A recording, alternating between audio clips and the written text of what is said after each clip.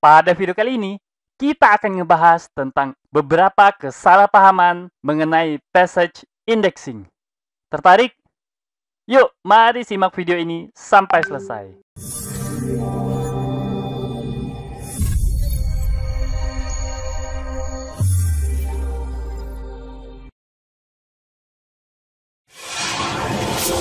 Assalamualaikum warahmatullahi wabarakatuh. Ketemu lagi bersama saya, Kanada Kurniawan, dan masih di channel kita, Pro Jasa Web. Pada kesempatan kali ini, kita akan ngebahas beberapa kesalahpahaman mengenai passage indexing. Nah, buat teman-teman yang belum pernah dengar sama sekali tentang passage indexing, kita juga akan ngebahas tentang apa itu passage indexing. Nah, yuk, tanpa berlama-lama, kita langsung masuk aja ke pembahasannya. Nah, pertama kali saya dengar mengenai passage indexing ini, itu adalah pada bulan Oktober tahun 2020 yang lalu. Pada saat itu, saya juga sempat membuat sebuah video yang menjelaskan mengenai passage indexing ini. Teman-teman bisa juga tonton video tersebut untuk memahami passage indexing secara lebih dalam.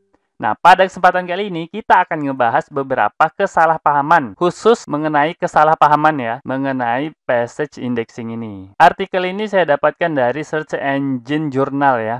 Nah, pada tanggal yang sama, pada tanggal 15 Oktober, itu Google juga menerbitkan sebuah artikel secara resmi mengenai beberapa perubahan yang mereka lakukan, khususnya kemampuan AI yang mereka sertakan pada mesin pencari mereka. Nah, ini juga diterbitkan tanggal 15 Oktober. Nah, pada rilis Google ini disebutkan mengenai passage indexing, yaitu kemampuan Google untuk memahami passage atau bagian-bagian dari artikel. Nah, tapi ternyata di kemudian hari ada beberapa kesalahan atau kekeliruan dalam menggunakan istilah. Ini yang jadi masalah. Nah, begitu passage indexing ini dirilis, maka ada banyak sekali komunitas SEO yang bertanya, apa yang berbeda gitu kan? Apakah Google mulai mengindeks bagian-bagian dari artikel? Nggak hanya artikel secara keseluruhan gitu ya. Nah, ada cukup banyak pertanyaan mengenai passage indexing ini.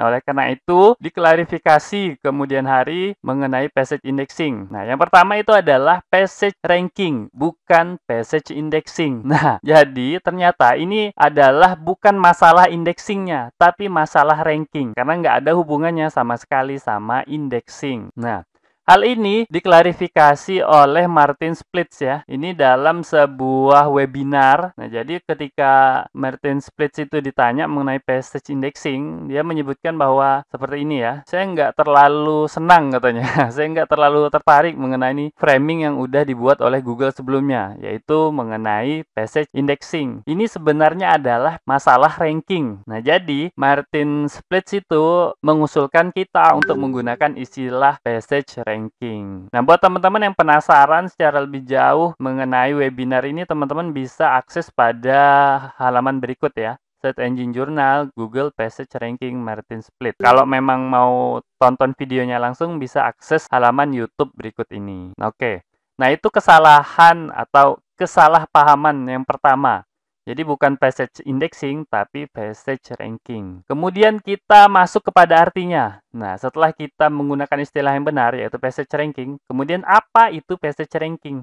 Nah, jadi passage ranking itu adalah kemampuan Google untuk memahami dan meranking bagian-bagian kecil dari suatu konten. Nah, konten yang panjang akan memiliki bagian-bagian kecil yang relevan. Contoh, teman-teman punya artikel panjang banget 5.000 kata mengenai buah-buahan. Nah, salah satu bagian dari artikel tersebut itu membahas mengenai buah apel. Dan apelnya spesifik, misalnya apel Malang, misalnya gitu ya. Apel Malang. Dulunya sebelum passage ranking ini ada, Google itu akan menilai artikel secara keseluruhan. Jadi kalau ada artikel yang ngebahas khusus mengenai apel Malang, dan kemudian artikel teman-teman ini hanya membahas halnya 30% mengenai apel Malang, maka kemungkinan besar artikel teman-teman ini nggak akan bisa menang atau nggak akan bisa meranking di Google, melawan artikel yang khusus ngebahas artikel mengenai apel Malang.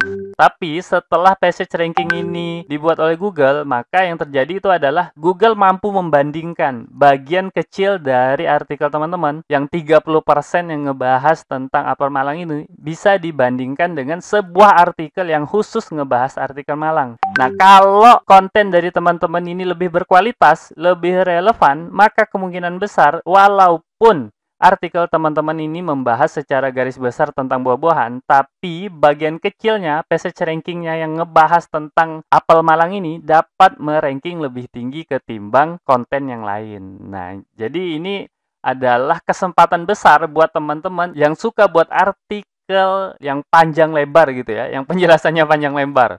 Bisa sampai 5.000, 10.000 gitu ya.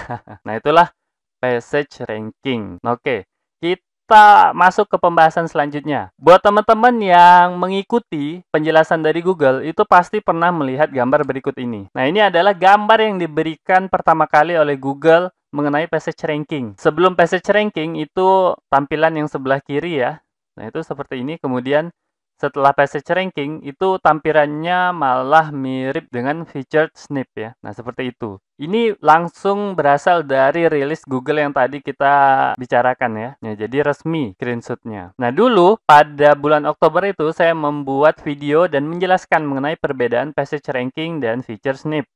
Nah, feature snip itu adalah di ranking dulu, kemudian dari salah satu yang mendapatkan ranking 1 sampai 10 itu akan diberikan feature snip. Nah, sedangkan passage ranking itu berbeda dengan feature snip karena langsung di ranking aja gitu ya. Ini kemarin. Tapi kemudian pada beberapa waktu yang lalu ketika ditanya langsung, Danny Sullivan itu ternyata menjelaskan bahwa passage ranking itu tidak mengubah tampilan sama sekali. Nah, jadi screenshot yang diberikan oleh Google sebenarnya tidak tepat.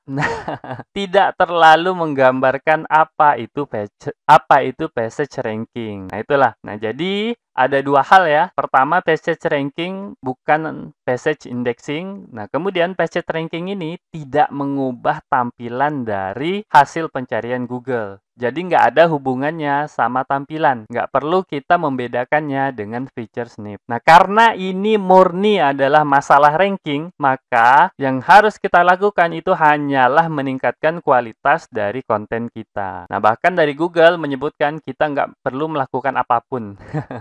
Jadi seperti itu ya. Oke. Kita masuk ke kesimpulan. Jadi kesimpulan yang pertama itu adalah passage indexing itu sebaiknya disebut dengan passage ranking. Nah, kemudian passage ranking ini tentang ranking, bukan tentang tampilan. Jadi kita tidak perlu melakukan apapun. Kalaupun teman-teman pengen melakukan hal tertentu untuk dapat memanfaatkan passage ranking ini, maka yang harus teman-teman lakukan itu adalah meningkatkan kualitas dari konten teman-teman. Nah, oke. Mungkin itu aja ya video singkat yang dapat saya sampaikan pada kesempatan kali ini.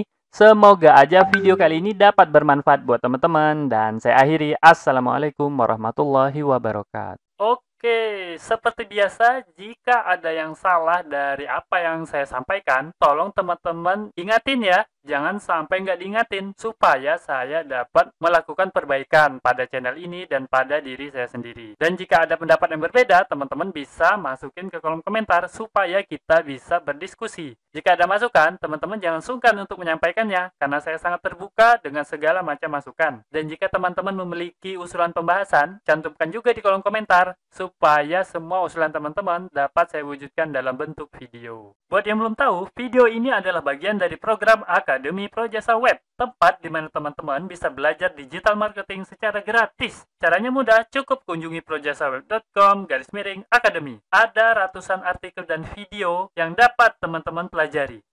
Jika ada pertanyaan mengenai materi, teman-teman tinggal hubungi saya melalui email info@projasaweb.com. Gratis tanpa biaya apapun. Harapannya dengan program ini semakin banyak orang yang memahami digital marketing.